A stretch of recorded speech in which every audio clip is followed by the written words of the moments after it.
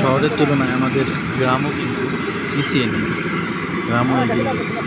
দেখুন, গ্রামে গঞ্জে ধান কাটা হচ্ছে হারভেস্টার দিয়ে, যা অটোমেটিকভাবে কাজ করে, যা 10 জন মানুষের কাজ একটা মেশিনে হয়ে যায়।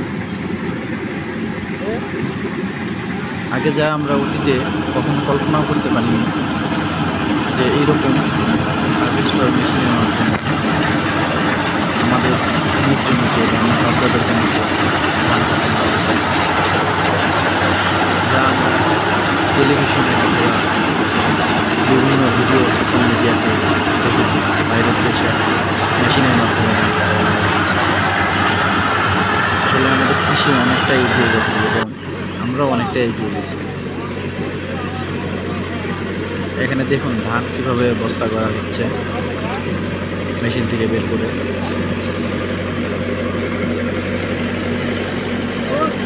এই মেশিন থেকে ধান বের করার পরে এই অবস্থায় এই ধানগুলো সরাসরি বাজারজাত করা হবে, কারণ এই ধানগুলো এতটাই পরিষ্কার পরিচ্ছন্ন যে এটার মধ্যে কোনো ফল্ট কিছুই থাকে না।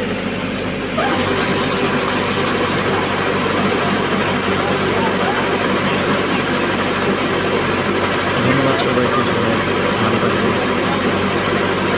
এবং আমার ভিডিওটি কেমন হয়েছে সেটা অবশ্যই কমেন্টে জানাবেন।